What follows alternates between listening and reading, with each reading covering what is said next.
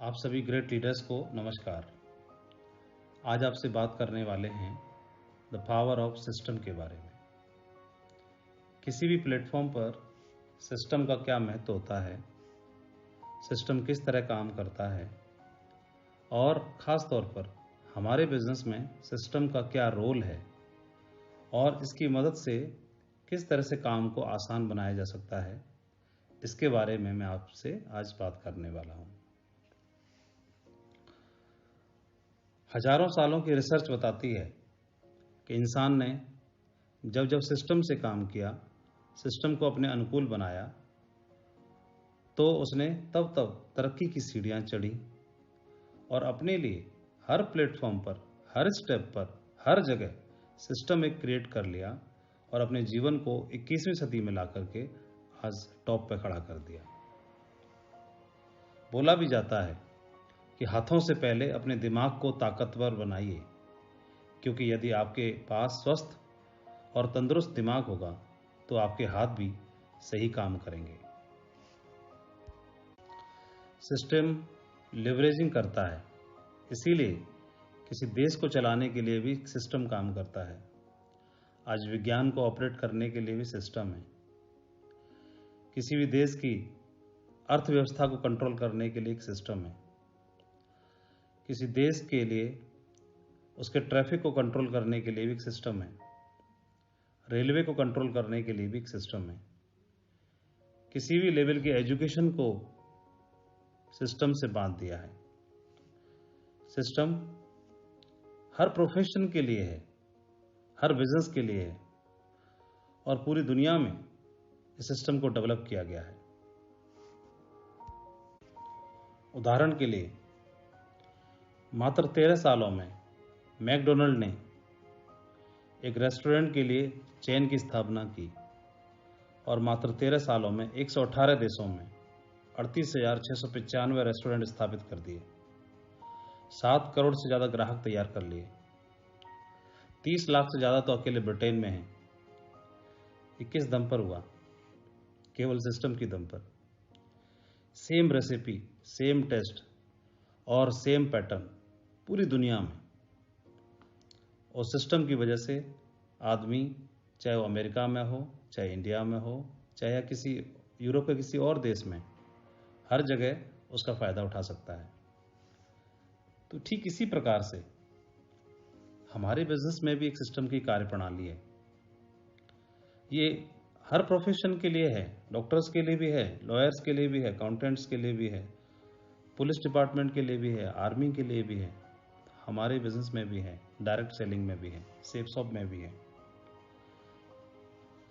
उदाहरण के लिए कोई भी एक व्यक्ति डायमंड अचीवर है तो उसकी ताकत क्या है? वो अकेला कितने लोगों को जानता होगा डायमंड बनने से पहले? उसके मिलने वाले कितने लोग रहे होंगे और उसके कहने से कितने लोगों ने ज्वाइन किया होगा?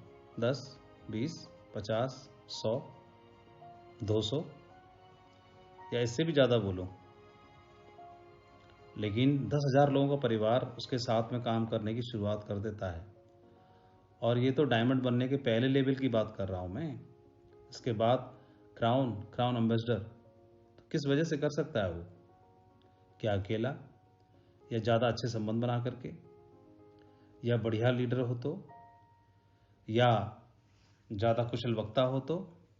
क्या संभव है? नहीं। लेकिन एक सिस्टम के दम पर वो लाखों लोगों का परिवार बना करके खड़ा कर सकता है। ये सिस्टम की पावर है। लेकिन एक मेजर इश्यू है, हमारे बिजनेस में अलग अलग बैकग्राउंड से लोग आते हैं और कोई आर्मी से, कोई पुलिस डिपार्टमेंट से, कोई स्टूडेंट, कोई टीचर, कोई बिजनेसमैन, कोई शॉपकीपर, कोई हाउसवाइफ। तो उन्होंने जहाँ पर पिछला काम किया होता है तो उनके प्रोफेशन में, उनके धंधे में कोई ना कोई सिस्टम की कार्यप्रणाली काम कर रही होती है। उनको उसकी समझ, उसकी ट्रेनिंग, उसके अनुभव होते हैं और जब वो इस बिज़नेस में आते हैं, इस बिज़नेस को करने की शुरुआत करते हैं, तो जो उन्होंने पिछले अनुभव ले रखे हैं, पिछले बैकग्राउंड से जो सीख रखा है, वो उनके दिमाग में रहता है। वही सफलता के पुराने तरीके, काम करने के तरीके, उन्हीं को फिर यहाँ पर भी आजमाना चाहते हैं और ये लोग निराश हो जाते हैं। सफलता इनके हाथ लगती नहीं है और ऐसे लोगों की संख्या इस बिज़नेस में सबसे ज़्यादा होती है और अधिकांश लोग इस बिज़नेस को क्विट कर देते हैं। इस इंडस्ट्री के लेकर के, इस बिज़नेस को लेकर के उनके मन में ख्याल नेगेटिव हो जाते हैं, क्योंकि एग्जिट होने में, क्विट करने में कोई फीस तो लगती नहीं।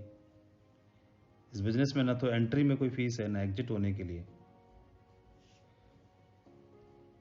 हाँ, यदि वो अपने आप को इस बिज़नेस के हिसाब से, यहाँ की कार्यप्रणाली के हिसाब से, यहाँ के सिस्टम को समझने के लिए अपने आप को तैयार कर लेते हैं, अपने आप को राज़ी कर लेते हैं, तो देखते हैं ये उनके लिए डायरेक्ट सेलिंग बिज़नेस दुनिया का सबसे आसान और तरक्की दिलाने वाला और सबसे टॉप रिवार्ड देने वाला बिज़नेस बन जाता है। एक उदाहरण से बताना चाहूँगा। एक म्यूजिक टीचर थे, बहुत ही फेमस थे, बुद्धिमान भी थे, उनकी बुद्धिमानी के लिए भी और उनकी संगीत कला के लिए बहुत फेमस थे। एक दिन तकरीबन 40 साल की उम्र रही होगी, एक व्यक्ति उनके पास आता है और संगीत सीखने की, संगीत में माहिर होने की इच्छा जाहिर करता है। म्यूजिक टीचर ने उनसे पूछा, क्या आपने पहले भी कुछ संगीत सीख रखा है? तो उन्होंने बताया कि जी हाँ, मैंने 4-5 साल सीखा है और 1-2 स्टेज शो में भी मैंने परफॉर्म किया है। मैं म्यूजिक में महारत हासिल करना चाहता हूँ, म्यूजिक टीचर बनना चाहता हूँ, एक्सपर्ट बनना चाहता हूँ और मैं आपसे ये शिक्षा लेना चाहता हूँ। तो कितना वक्त लगेगा और कितना पैसा लगेगा? तो उस म्यूजिक टीचर ने उनको बताया कि आपको 3 साल का वक्त लगेगा और 80,000 रुपया लगेगा। ये सुनकर के वो सोचने लगा व्यक्ति और मन ही मन सोचने लगा कि चार्ज तो बहुत ज़्यादा है और वक्त भी बहुत ज़्यादा है, इतना वक्त मैं कैसे दे पाऊँगा। सोच ही रहा था, इतने में एक 12 साल का एक लड़का भी वहाँ पर प्रवेश करता है और वो भी सेम बात पूछता है कि उन टीचर से कि सर, मैं म्यूजिक सीखना चाहता हूँ और म्यूजिक में आगे जाना चाहता हूँ। तो उन्होंने उसको बताया कि आपको 1 साल का वक्त लगेगा। साथ ही ये भी पूछा, क्या आपने पहले कुछ म्यूजिक सीख रखा है? उस बच्चे ने जवाब दिया कि नहीं, मैं इसके बारे में कुछ नहीं जानता। तो उस टीचर ने उनको बताया कि आपको 1 साल का वक्त लगेगा और आपकी फीस 20,000 रुपये लगेगी। ये सुनकर के जो पहले व्यक्ति आया हुआ था, 40 साल की उम्र वाला, वो आश्चर्यचकित हो गया और टोक पड़ा, बोला कि ये क्या बात हुई भला? मैंने तो 4-5 साल म्यूजिक सीख भी रखा है, मुझे तो थोड़ा बहुत आता भी है और मुझे आपने 3 साल का वक्त बताया और 80,000 फीस बताई और इस बच्चे को तो कुछ आता भी नहीं है और इसको आपने मात्र 20,000 फीस बताई और 1 ही साल का वक्त बताया, ऐसा क्यों?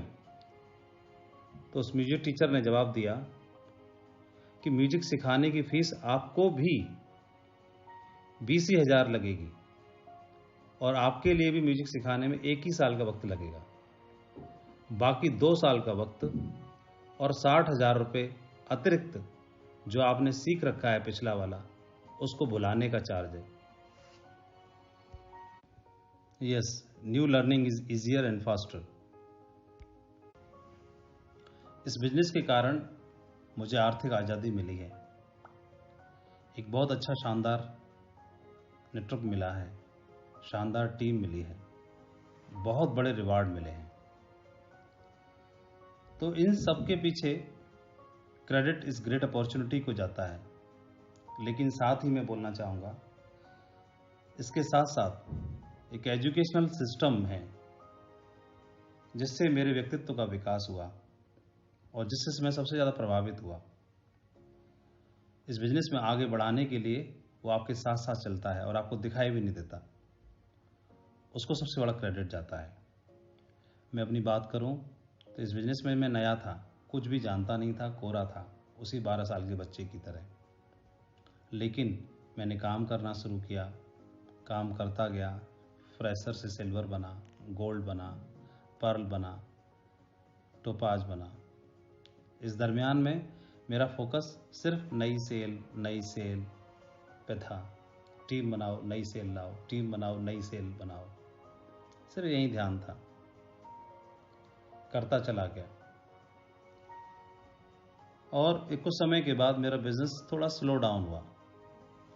तो उस स्लो डाउन के दरमियान में मुझे कुछ रियलाइज़ हुआ कि मैं अब तक सिर्फ नई सेल पे ध्यान देता था। मैंने सिस्टम ने जो मुझे सिखाया, मेरे टोपाज बनने तक के पीछे सिस्टम को ही क्रेडिट जाता था, क्योंकि मैं आया तो वेन्यू पे प्लान अटेंड करने जाता था, वो सिस्टम की एक्टिविटी थी। मैं हर फ्राइडे को ट्रेनिंग अटेंड करता था, वो सिस्टम के द्वारा एक्टिविटी होती थी। अपलाइन के द्वारा हर वीकली एक ग्रुप मीटिंग होती थी, वो सिस्टम की एक्टिविटी थी। हर 4 महीने में, 6 महीने में, कभी दिल्ली में, कभी आगरा में कोई ना कोई फंक्शन होता था, वो फंक्शन अटेंड करने का मौका मिलता था, वो सिस्टम की एक एक्टिविटी थी। अपलाइन से कभी मुलाकात करने का मौका मिलता था बीच में काउंसलिंग के द्वारा, तो वो एक सिस्टम की एक्टिविटी थी। कभी किसी बड़े इवेंट को देखने का सौभाग्य मिला, वो सिस्टम की एक्टिविटी थी। सिस्टम से टूल्स मिलते थे, उस समय पर ऑडियो कैसेट अपलाइन के द्वारा मिलती थी, कोई ब्रोशर मिलता था, प्लान फोल्डर मिलता था, और प्लान की तैयारी करने के लिए ऑडियो कैसेट मिलती थी, ब्रोशर मिलते थे, प्रोडक्ट मैनुअल मिलते थे, वो सब सिस्टम की एक्टिविटी थी। दिशा वर्कशॉप में जाने का मौका मिला, वो सिस्टम की एक्टिविटी थी। कोर ट्रेनिंग अटेंड करने का मौका मिला, वो सिस्टम की एक्टिविटी थी। सक्सेस प्रीव्यू सेमिनार फंक्शन देखने का मौका मिला, business building seminar training attend करने का मौका मिला।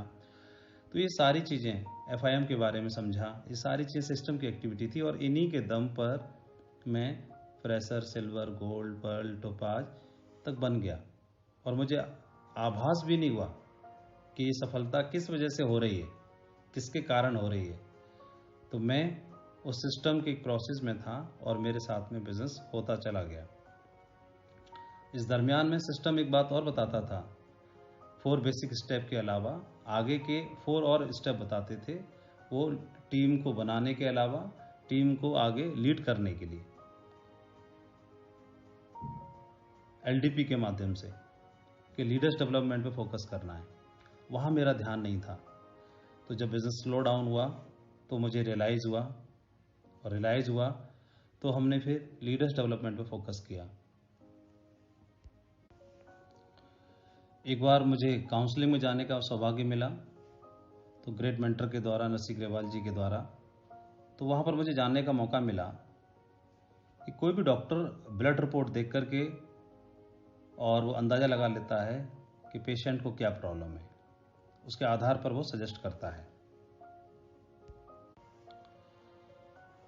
तो हमारे बिजनेस में भी उन्होंने बताया कि हमारा बिजनेस 2 लेग में चलता है, एक राइट और एक लेफ्ट। तो हमारा बिजनेस मजबूत है या नहीं है, ये कैसे पता चलेगा। तो उन्होंने एक कागज़ पेन लेकर के और एक डायरी में अच्छे से समझाना शुरू किया। उन्होंने बताया कि माधव जी, सबसे पहले उन्होंने पूछा कि बंदूक के अंदर जो गोली चलाई जाती है, तो 2 तरह से ऑप्शन है। गोली को हाथ से मारो, एक उसे बंदूक में डाल के मारो, इफेक्ट दोनों का अलग अलग आएगा। मैं बोला बिल्कुल सही है, लेकिन वो गोली बनाई किस लिए गई है, तो उसका यूज बंदूक में डालने से हो सकता है। तो बंदूक क्या है, सिस्टम का पार्ट है और एक टूल भी है। आप इस बिजनेस को अपने तरीके से करेंगे, अपने हिसाब से करेंगे, या कुछ मानेंगे कुछ नहीं मानेंगे, तो ये बिजनेस इसी तरह से आपका चलेगा। कभी चलेगा, कभी गिरेगा, कभी उठेगा, कभी स्लो, कभी तेज। सिस्टम में बताई हुई हर एक्टिविटी को अक्षर से पालन करना है। कोई चीज़ अगर छोटी सी है तो उसको भी हमें फॉलो करना है। तो फॉर एग्जाम्पल के लिए कि उसमें काउंसलिंग का एक पार्ट बताया गया है, जो आज आपके साथ बैठ के हो रहा है पहली बार। फिर उन्होंने बताया, आप अपना लॉग ID लिखिए, राइट और लेफ्ट स्ट्रक्चर को देखिए। अब आप चेक करिए कि राइट में और लेफ्ट में कितने कोर हैं आपकी टीम में, कितने लीडर्स हैं जिन्होंने कोर ट्रेनिंग ली है, और कोर ट्रेनिंग लेने के बाद सिर्फ सर्टिफिकेट या ओरली कोर ट्रेनिंग नहीं, एक्चुअल में जो कोर के 10 पॉइंट्स हैं, उन 10 कोर पॉइंट्स को वो फॉलो करते हैं या नहीं, ऐसे कितने लीडर्स हैं। जिस टीम में जिस लेग में ज़्यादा कोर होंगे वो लेग आपकी स्ट्रांग होगी, जिसमें कम होंगे वो कमज़ोर होगी। आप चेक करके देख सकते हैं। किसी भी लेग को मजबूत करना है, एक को या दोनों को, तो उसके लिए कोर लीडर्स दोनों लेग में मजबूत होना चाहिए, या फिर जिस लेग में आपका इंटरेस्ट है वहाँ पर होना चाहिए। दूसरा आप चेक करने के लिए बताया कि टूल्स का महत्व है। कोई भी डॉक्टर यूके से पढ़ के आया, सर्जन है, बहुत अच्छा स्पेशलिस्ट है, लेकिन उसके हाथ में उसका टूल ही ना हो तो बिना टूल्स के डॉक्टर अधूरा है कि नहीं। कोई भी लॉयर है, कोई भी कारपेंटर है, कोई भी पेंटर है, कोई भी है, पंचर बनाने वाला है, कुछ भी है, तो वो टूल ही है। उसकी मदद से आप जो काम कर सकते हैं, आप एक्सपर्ट तो हैं, आपके अंदर हुनर तो है, आपके अंदर काबिलियत तो है। पेंटर पेंट करना जानता है, कारपेंटर अपना काम जानता है, हुनर है। इंजीनियर अपना काम जानता है, हुनर है, लेकिन टूल ही नहीं है। पंचर बनाने का हुनर है उसको, लेकिन टूल ही नहीं है। आपके अंदर लीडरशिप है, हुनर है, दमदारी है, अच्छे लीडर हैं, अच्छे स्पीकर हैं, विद्वान हैं, लेकिन टूल नहीं है। तो टूल का महत्व उन्होंने बताया कि सिस्टम हमें प्रोवाइड कराता है, प्लान फोल्डर वो प्रोवाइड कराता है लिस्ट बनाने के लिए, list book, brochure, audio trainings, video trainings, books, ये सारी चीज़ें प्रोवाइड कराता है। तो आप देखेंगे आपकी टीम में राइट में या लेफ्ट में जहाँ पर लोग टूल्स का इस्तेमाल ज़्यादा करते होंगे वो लेग आपकी ज़्यादा मजबूत होगी। जिस लेग में लोग टूल्स का इस्तेमाल नहीं करते होंगे या कम करते होंगे वो कमज़ोर होगी, वो वीक होगी।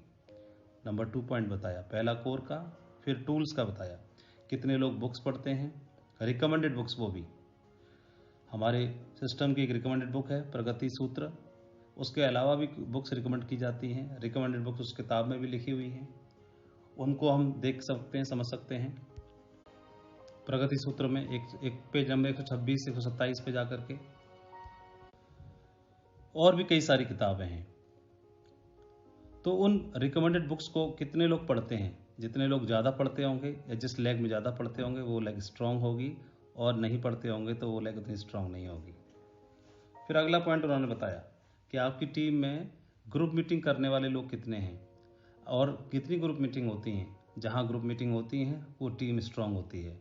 फिर अगला पॉइंट बताया कि ज्वाइन होते ही कितने लोग FIM करने जाते हैं और FIM करते हैं, वो टीम आपकी स्ट्रांग होगी। फिर अगला पॉइंट बताया कितने शोधी प्लान होते हैं, क्योंकि बिजनेस जो है वो नंबर्स का है। जी हाँ, numbers are the pulse of the business, this business, इस बिजनेस के पल्स बोले जाते हैं, धड़कन बोले जाते हैं नंबर्स। उनको किस तरह से हम कैलकुलेट कर सकते हैं कि कितने लोग प्लान दिखाते हैं, 1 to 1, home plan, group plan, venue plan. जितने नंबर ऑफ प्लान ज़्यादा होते होंगे जिस टीम में, वो टीम स्ट्रांग बनती चली जाती है, और जिसमें कम होते हैं वो पिछड़ती चली जाती है। यह रातों रात सफलता नहीं मिलती है, इसके लिए अपने आप को तैयार करना पड़ता है।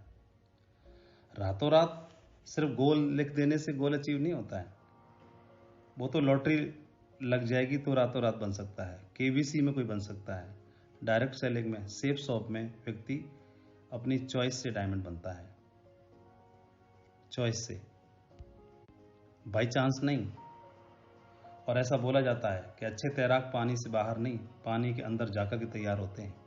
इस बिजनेस में घुस कर के तैयार होना है अपने आप को, तो आप एक स्ट्रॉन्ग डायमंड बनेंगे। वैसे तो डायमंड बहुत बनेंगे, लेकिन ऐसा नाम जो ब्रांड बन जाए, जिससे पहचाना जाए, जिससे लोग प्रेरित हों, वो डायमंड लीडर आपको बनना है। ऐसा मुझे बताया जाने लगा, मैंने डिसीजन ले लिया कि मुझे ऐसा ही बनना है।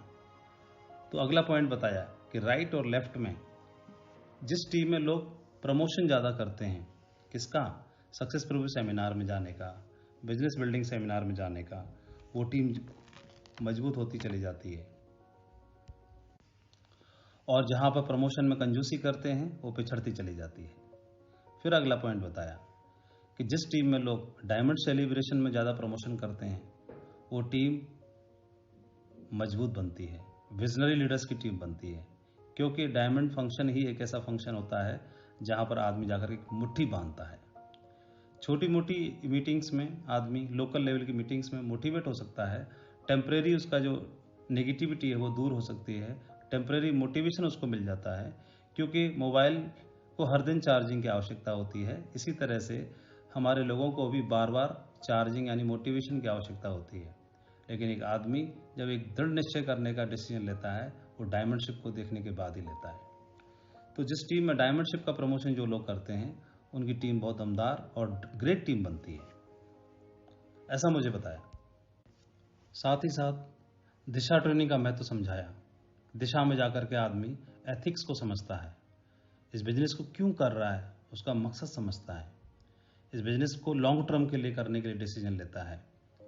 जिसके लोग दिशा ट्रेनिंग में जाते हैं वो लॉन्ग टर्म के विजनरी लीडर्स में कन्वर्ट होते हैं। ये बात जानने के लिए मिली।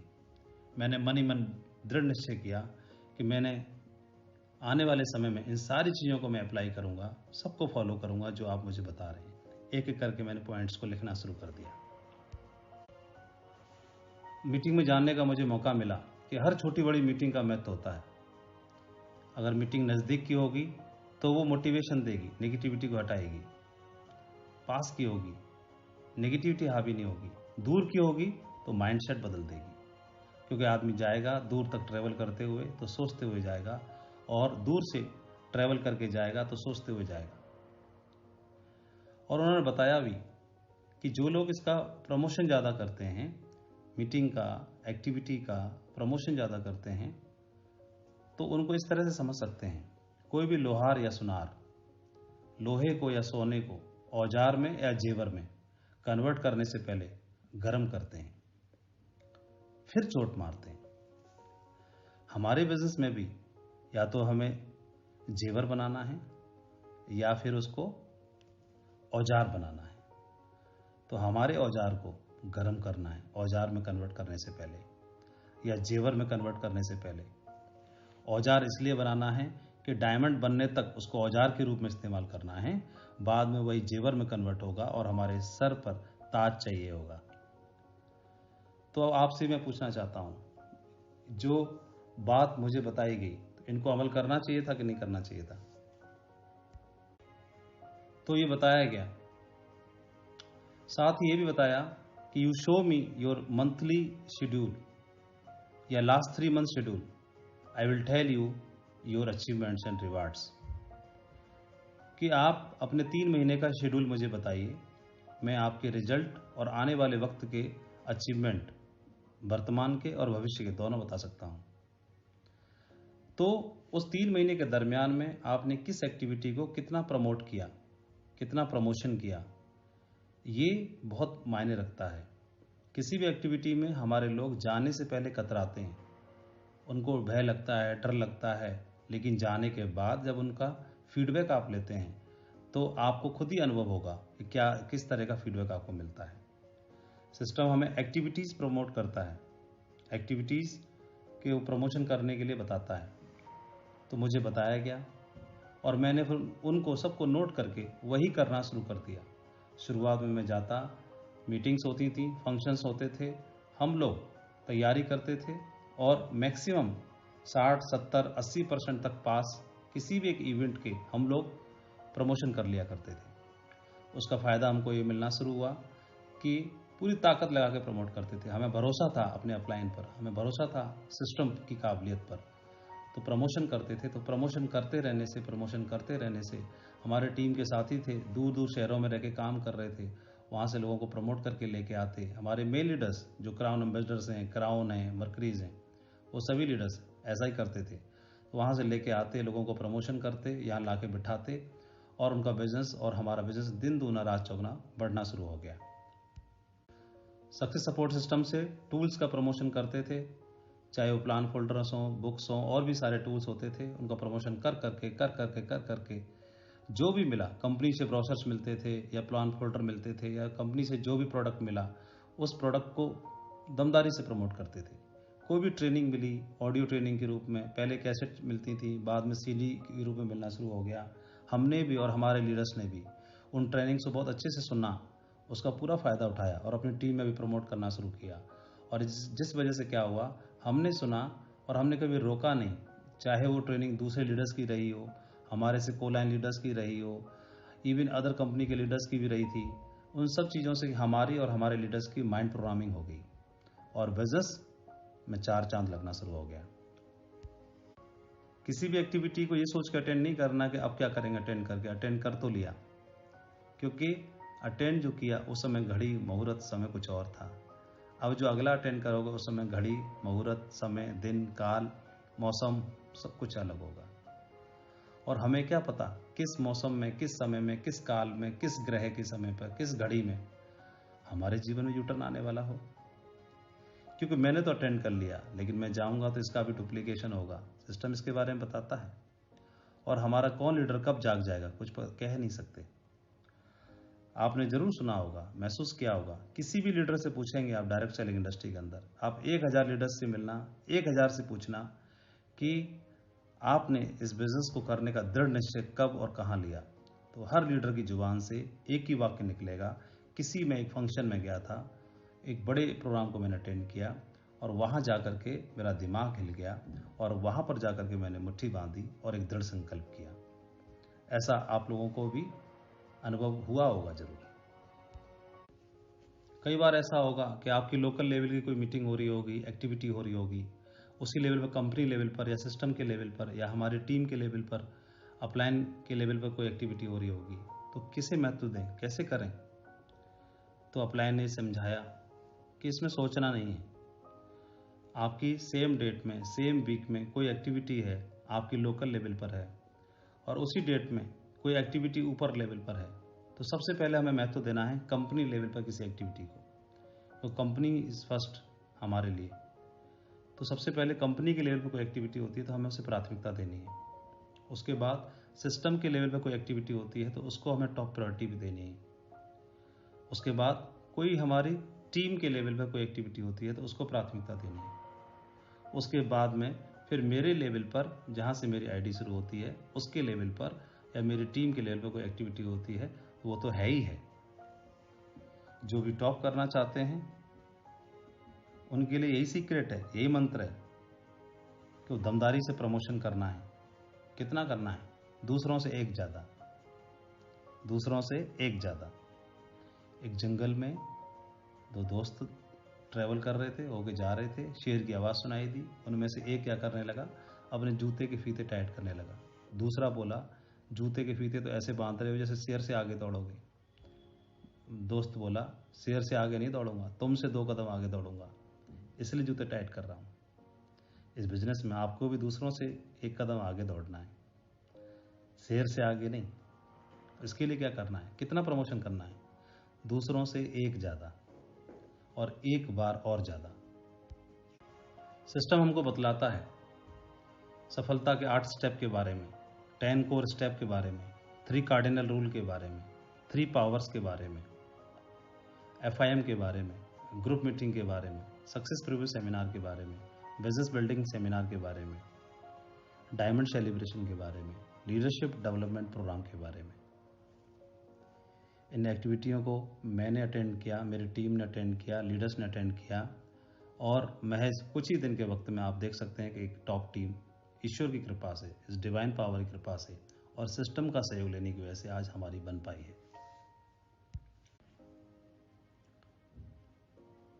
कहते हैं कि अंडे को बाहर से तोड़ें तो आमलेट बनता है और जब वो अंदर से स्वतः ही फूटता है, टूटता है, तो एक जीवन का उदय होता है। कैसे? हम सभी जानते हैं कि एक बीज के अंदर एक फलदार वृक्ष छिपा होता है, लेकिन फलदार वृक्ष निकलेगा कैसे? अगर उसी बीज को मुट्ठी में रख लें तो, पॉकेट में डाल के रखें तो, अलमारी में रख दें तो, लॉकर में रख दें तो कब उगेगा? हम सब जानते हैं कि एक पत्थर के अंदर एक खूबसूरत मूर्ति वास करती है, लेकिन पत्थर ऐसे ही पड़ा रहे तो क्या वो मूर्ति निकलेगी? एक राजा के 3 पुत्र थे और राजा तीनों पुत्रों का ज्ञान चेक करने के लिए इस मकसद से क्या हुआ, एक तीर्थ यात्रा पर जाने लगा और तीनों पुत्रों को कुछ फूलों के बीज थमाए और बोला कि मेरे लौटने तक ये सारे के सारे बीज मुझे सुरक्षित चाहिए वापस। ऐसा बोल करके राजा तीर्थ यात्रा पे चले गए। तीनों पुत्रों में से एक पुत्र ने दिमाग लगाया कि ऐसा करता हूँ, तिजोरी में संभाल के रख देता हूँ, वापस लौटने पे पिताजी को संभाल के दे दूंगा, क्योंकि तिजोरी ही एक ऐसी जगह है जहाँ से चोरी नहीं हो सकते और कोई इनको खा भी नहीं पाएगा, कोई चूहा, गिलहरी या कुछ और। पहले ने तिजोरी में बंद कर दिए। दूसरे ने सोचा कि मैं इनको क्या करूं, कहाँ रखूं, कहीं भी रखूंगा तो कोई ख़राब कर देगा, जानवर खा जाएगा, कुछ खराब हो जाएंगे, सड़ जाएंगे, गल जाएंगे। ऐसा करता हूं, इनको बेच देता हूं। जब पिताजी आएंगे तो बेचने के बाद जो पैसे मिलेंगे उन्हीं पैसों से खरीद के ले आऊँगा, दे दूंगा। बीज तो बीज ही होते हैं, एक जैसे होते हैं, पिताजी को क्या पता चला। उसने ऐसा कर लिया, जाकर के बाजार में बीज बेच दिए। तीसरे ने महल के पीछे जाकर के उन बीजों को जमीन में बो दिया और उनका ध्यान रखने लगा, माली बन गया। कुछ महीनों के बाद पिता लौट के आए। पहले पुत्र से पूछा, हाँ भाई? तो उसने तिजोरी खोल के दिखाई, बीज सड़ गए थे, गंध आने लगी थी। पिता बोले, तुमने तो बीजों को सड़ा दिया, और वो मुंह नीचा करके खड़ा हो गया। दूसरा बाजार जाने लगा, पिताजी मैं अभी जाता हूं, मैंने बीज बेच दिए थे, उनके बदले लेके आता हूं, बीज तो बीज ही होते हैं। पिता ने बोला कि नहीं, उन बीजों को ईश्वर का आशीर्वाद मिला हुआ था, मुझे तो वही बीज चाहिए थे, दूसरे नहीं। फिर तीसरे से पूछा, हाँ बताओ कहाँ है बीज? तो तीसरा बोला कि पिताजी चलो मैं दिखाता हूँ, और उन बीजों से एक बहुत ही सुंदर बगीचा तैयार हो गया था। वहां ले जाके उसने दिखाया। पिताजी प्रसन्न हो गए, खुश हो गए, और उसने बोला कि मुझे राजा नहीं, माली बनना है। जी हाँ, ये उदाहरण हमको बताता है कि सिस्टम हमको जिम्मेदारी देता है। सिस्टम क्या? सिस्टम के जो स्वरूप बताए ये तो है ही। सिस्टम का एक और सबसे महत्वपूर्ण हिस्सा, सबसे महत्वपूर्ण अभिन्न हिस्सा होता है, सबसे मजबूत पिलर होता है सिस्टम का, वो होता है हमारा अपलाइन। जी हाँ, वो भी सिस्टम का एक महत्वपूर्ण हिस्सा है।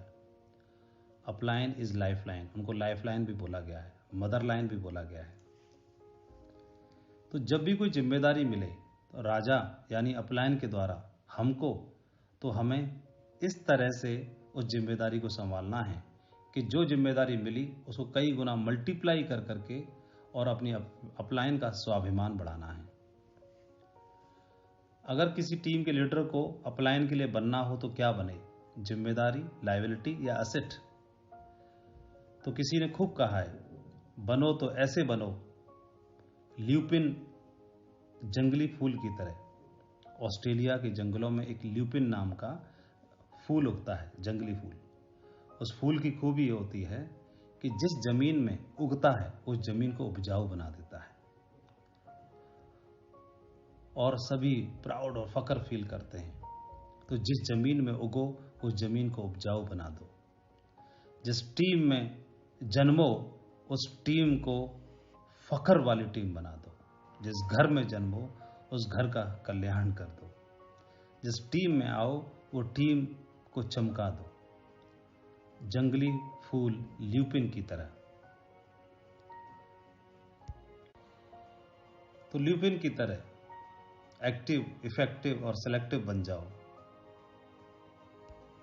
ऐसे लीडर बनना है, अपनी अपलाइन के लिए धरोहर भी बनना है और खुद भी अपलाइन के रूप में बनना है, क्योंकि हम भी तो अपलाइन हैं। एक राजा का सूरदास मंत्री था जिसको दिखाई नहीं देता था।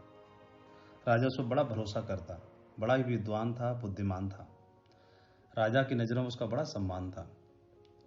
एक बार उसके शत्रु राजा का पत्र आया इस राजा के यहाँ पर, और उस पत्र में लिखा था कि हमने विज्ञान में इतनी तरक्की की है कि हमने एक ऐसा ड्रॉप बनाया है जिसको आंख में डाला जाए तो कोई भी सूरदास की रोशनी वापस आ सकती है, और हमने और भी कई क्षेत्रों में तरक्की की है। अगर आपको सबूत लेना है तो 2 बूंद हम इस पत्र के साथ भेज रहे हैं, किसी भी सूरदास की आंखों में डाल के देख लो, उसकी रोशनी वापस आ जाएगी, और हमारी ताकत बहुत कई गुना ज़्यादा हो चुकी है। चुपचाप सरेंडर कर दो और हमारे अधीन हो जाओ। राजा ने पत्र पढ़ा और अपने सूरदास मंत्री को ये बात बताई।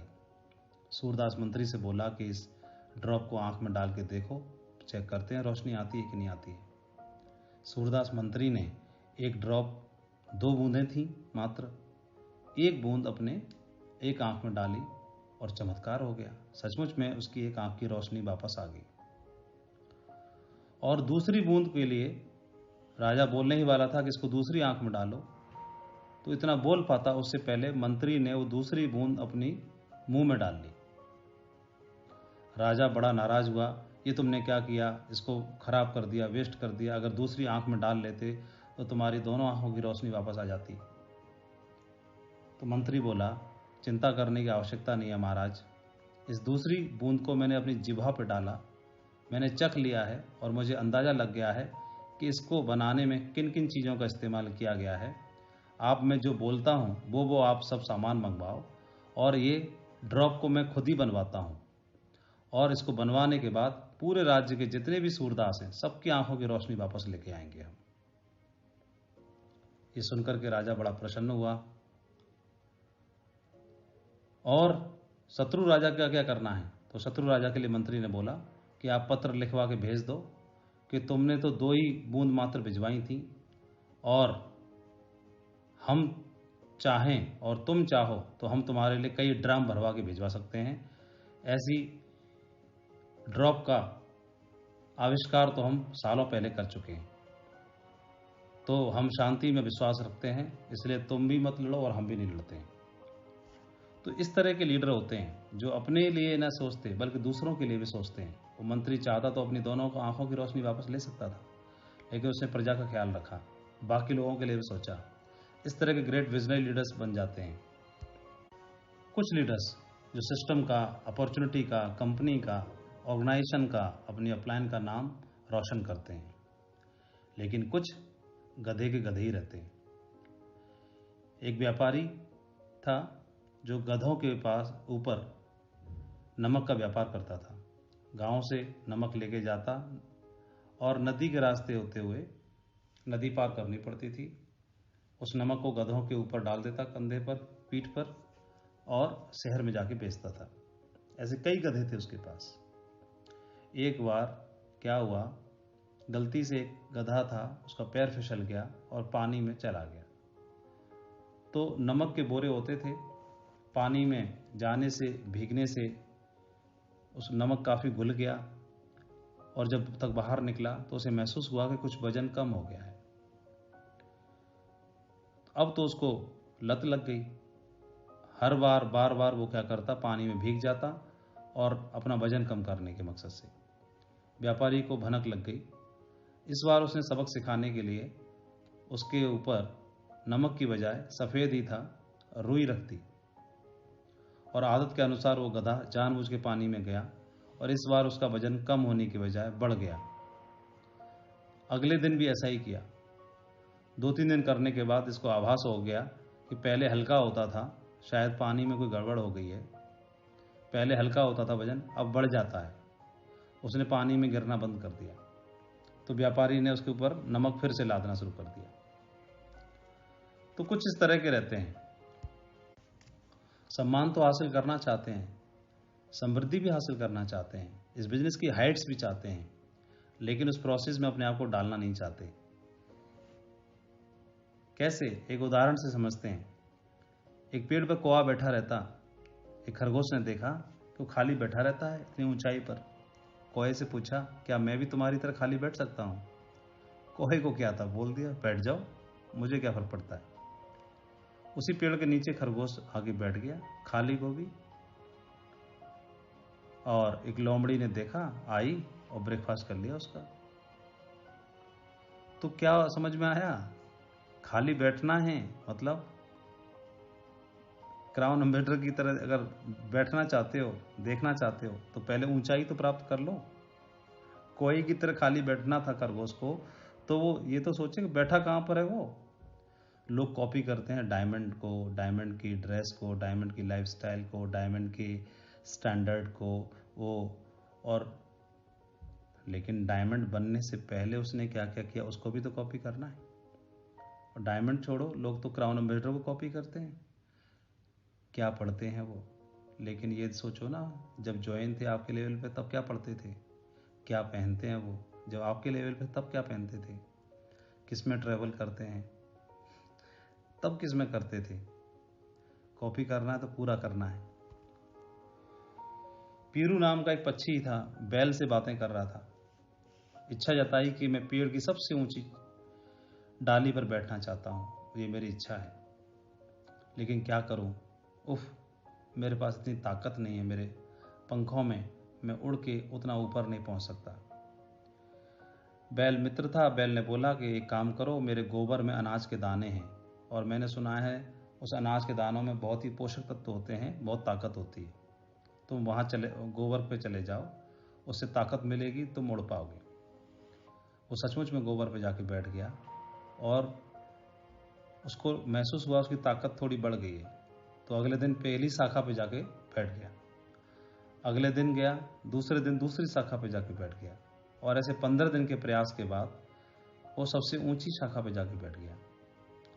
और जिस दिन सबसे ऊंची शाखा पे बैठा था, किसान ने उसको देख लिया, गोली मारी, वो भून के खा गया। तो इससे क्या समझ में आता है कि निम्न स्तर की चीजें ऊंचाई पर पहुंचा तो देंगी, लेकिन हमेशा बिठा के नहीं रख सकती। जो लोग सिस्टम की बातों को फॉलो करके, अपलाइन के साथ जोड़ी बना करके, सिस्टम की प्रोसेस को समझ के, अपने आप को ढाल के, अपने आप को योद्धा की तरह तैयार करते हैं, उन लोगों की सफलता बाई चांस नहीं, बाई चॉइस होती है। वो डिजर्व करते हैं हर उस सम्मान के लिए, वो डिजर्व करते हैं हर उस अचीवमेंट के लिए जो कोई भी हासिल करना चाहता है। वो डिजर्व करते हैं हर उस प्रीमियम कार के लिए जो लोगों का ड्रीम होता है। वो डिजर्व करते हैं हर उस ताज के लिए, डायमंड से लेकर क्राउन एम्बेसडर तक का, जिसके लिए हर कोई सपना देखता है। वो डिजर्व करते हैं लंदन से लेके, अमेरिका से लेके, वर्ल्ड टूर से लेके, स्टार क्रूज की ट्रिप तक, जिसके लिए हर कोई सपना देखता है। तो वो हर चीज के लिए डिजर्व करते हैं। डायमंड की पहचान होती है उसका कलर, उसकी क्लैरिटी, उसकी कटिंग और उसके कैरेट। जो हीरा होता है, डायमंड होता है, उसकी पहचान होती है कलर, क्लैरिटी, कटिंग और कैरेट, 4C। और यही शेप्स ऑफ के डायमंड की पहचान होती है C। उसकी भी 4C होती हैं, करेज, क्रेडिटिबिलिटी, करंट और चैरिटी। साहस, विश्वसनीयता, प्रवाह और उदारता। ये लोग इतिहास का हिस्सा नहीं बनते, स्वयं इतिहास रचते हैं, इतिहास बनाते हैं। इस बिजनेस में डायमंड बनते हैं, रोल मॉडल बनते हैं, दूसरों के लिए इंस्पिरेशन बनते हैं और पुण्य कमाते हैं। अपने परिवार की आर्थिक स्थिति को सुधारने के लिए आते हैं, सम्मान के लिए आते हैं, अपने जिंदगी को खुल के जीने के लिए आते हैं। लेकिन सचमुच में वो क्या करते हैं, वो दूसरों की जिंदगी को आगे बढ़ाने के लिए भी कंट्रीब्यूट कर देते हैं। ऐसे हजारों उदाहरण हैं जो आज इंस्पिरेशन बने हुए हैं हमारे ही बिजनेस में, इसी डायरेक्ट सेलिंग बिजनेस में। हमारे ग्रेट मेंटर से लेकर के और हमारे टॉप लीडर्स तक। आज टीम में, रॉयल ड्रीमर्स टीम में 300 डायमंड्स हैं, एक से एक दमदार, एक से एक वर्ल्ड क्लास टीम के लीडर्स हैं। मुझे बहुत ही प्राउड फील होता है अपने अपलाइनों के साथ काम करते हुए, सिस्टम के साथ में काम करते हुए और मेरे टीम के दमदार लीडर्स के साथ काम करते हुए। किसी भी लीडर के बारे में बात करता हूँ तो मेरे रोम रोम खड़े हो जाते हैं।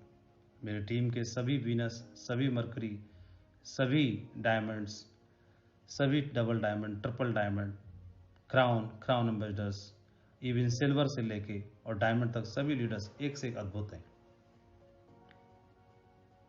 प्राउड फील होता है मुझे। तो मैं धन्यवाद देता हूँ उस डिवाइन एनर्जी का और क्रेडिट देता हूँ इस अपॉर्चुनिटी को, सिस्टम को, अपलाइनों को और आप सभी ग्रेट लीडर्स को। ऐसा बोला गया है, every great achiever is inspired by a great mentor. तो किसी ग्रेट मेंटर के साथ में जोड़ी जरूर बनानी है। उसको सेलेक्ट करते समय, उनका चुनाव करते समय वो सेलेक्टिव हो, वो इफेक्टिव हो, वो एक्टिव हो।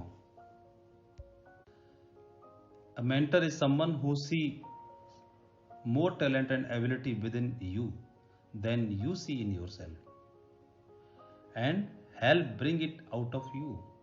एक ऐसा व्यक्ति, एक ऐसा ग्रेट मेंटर वो होता है जो आपकी काबिलियत को आपसे पहले आपके अंदर देख लेता है और उस काबिलियत को आपके अंदर से बाहर निकालने में आपकी मदद करता है। साथियों, मुझे पूरा भरोसा है आप किसी न किसी लीडर के साथ जोड़ी बनाएंगे और जोड़ी बना के काम कर भी रहे हैं।